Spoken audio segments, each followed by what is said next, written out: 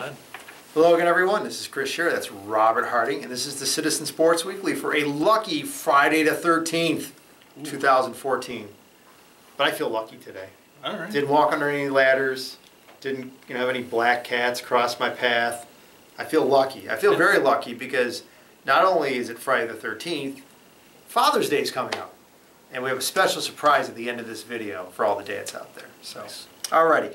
So we're going to talk about some topics. We have two topics in mind, but before we start, I do want to touch upon one more thing. Robert's shirt, you might be noticing, is a Auburn Doubleday shirt. They start their season tonight. New York Penn League Baseball at Falcon Park at Leo Pinckney Field. Starting tonight, 7 p.m. against the classic rival, the Batavia Muck Dogs. So that should be a fun game. Are you going tonight? I'll be there. All right. I'll be there Sunday, too. So. I think it's going to be great, man. I won't be making the trip to Batavia or anything. No, you don't need to go to. We won't get crazy. Russell Dietrich Park, I believe is what they call it there. So, but anyway, I hope the Double A's have a great season, and I hope the fans enjoy baseball in Auburn because I'll tell you, we're lucky to have it. So, with that in mind, we'll start on our two topics. And Robert, this week, this guy's amazing. I mean, he was printed in USA Today. What can I say?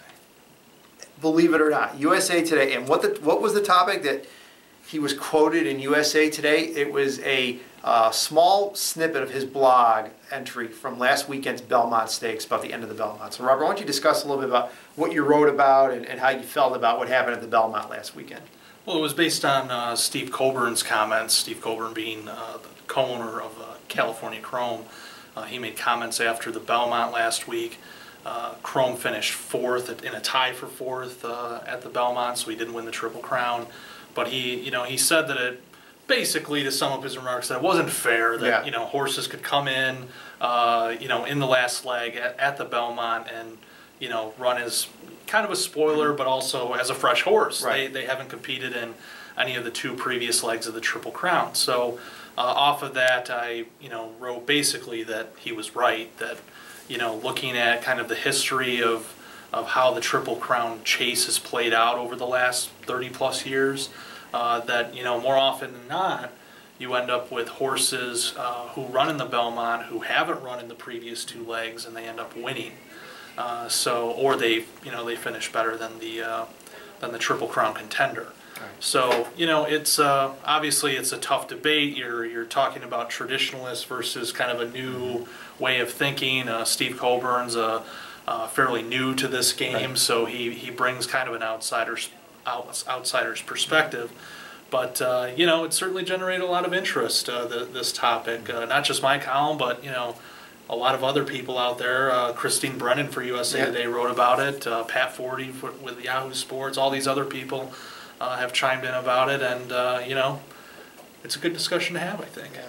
I mean, I understand he was disappointed after the loss, and it had to be very deflating for him. And I think he even apologized for the way he made his remarks. And I understand where he's coming from. But the thing is, this is the way it's always been. I mean, when all these other horses have won Triple Crowns, whether it's Secretariat or Seattle Slew or Affirmed or War Horse or some of the other great Triple Crown winners of the last 100-something years, this is the way it was done. And they won Triple Crowns. If you're that good a horse, you'll win all three, and you'll have enough in the tank, enough energy left to win that third race in what's basically a 6-week span, I believe. Yeah. So I understand his disappointment, but this is the system. This is the way it works, and I don't know how much horse race training has changed over the last 100 years. I'm sure there's more technology involved, and different things are done than what was done back in the 70s or in the 40s. But I mean, this is the rule. These are the rules. And this is how it works. And if you change it, unfortunately, I think if you have a Triple Crown winner, you're gonna have an asterisk next to his name, and that would be sad. I think that eventually we are going to see another Triple Crown winner, and I think that's what makes horse racing and the Triple Crown one of the toughest feats in all sports. I mean, this is what makes it difficult, and it's tough to do.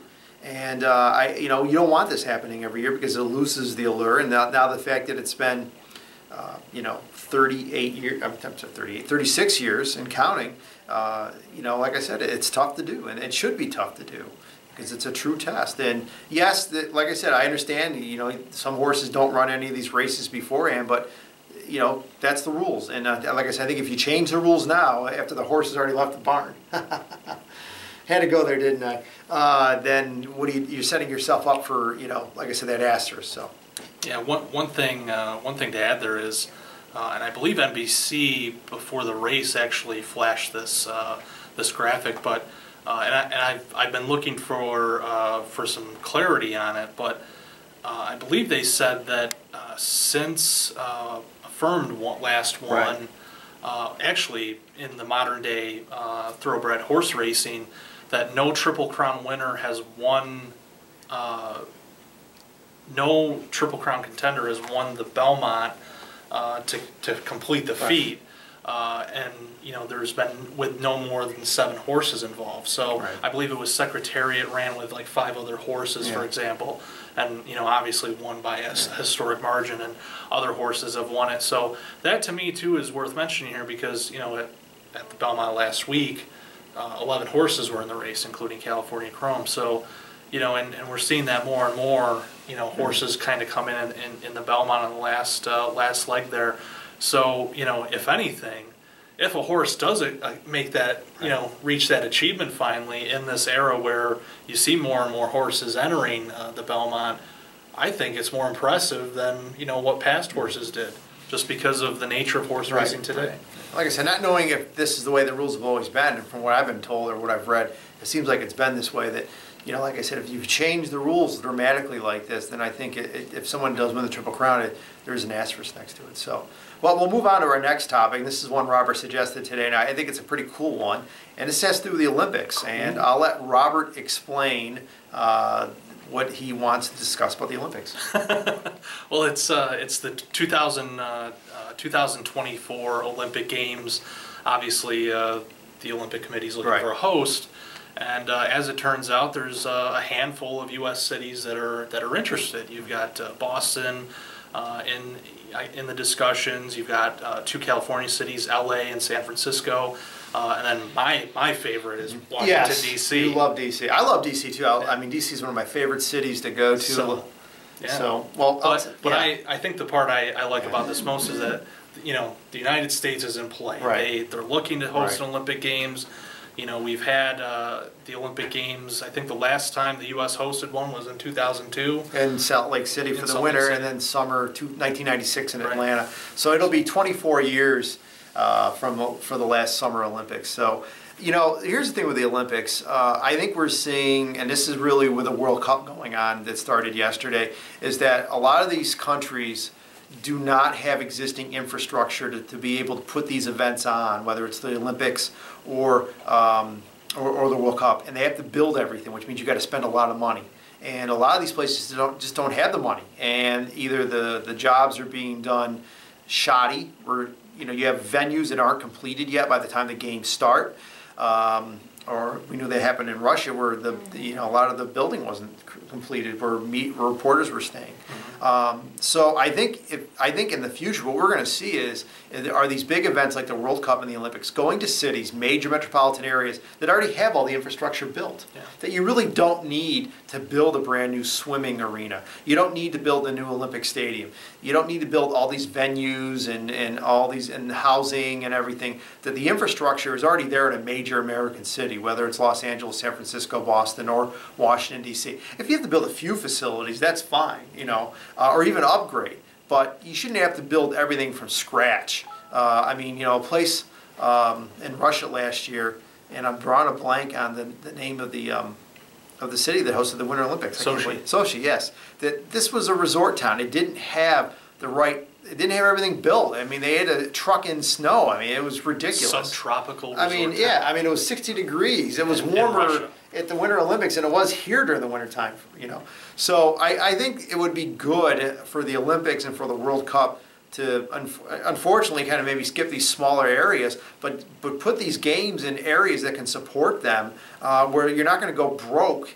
and spend a lot of money on venues that are going to be useless after the games are over with. In a big city like San Francisco, a lot of these places are going to continue to be used and everything. And I think that like I said, it's just sad to see the World Cup, Brazil, all these stadiums that were hastily built, and you know, Real Sports on HBO had a segment on this. These are white elephants that what's going to happen? They're all going to just decay and rust, and they're not going to be used. That's a waste of time and money and materials. And in these days, I don't think we can afford that. And I think that's why you're seeing all the protest in Brazil over the World Cup. That being said, in the United States, if you had to pick a city, I think D.C. would be nice because it is our capital. It's never hosted an Olympics before. I think that would be great. Los Angeles has a great history, 1932, 1984. You've got the Coliseum already. I think they did a great job in 84. I think you can say 84 was the first modern Olympics with all the corporate sponsorship. San Francisco, another beautiful city. They've never hosted an Olympics before. They could use the 49ers' new stadium. Yeah, they could use the 49ers' new stadium. They've already got the infrastructure built. And Boston, I mean, Boston's a great city. And with all the colleges and universities, you've got plenty of dorms for athletes and the media to stay.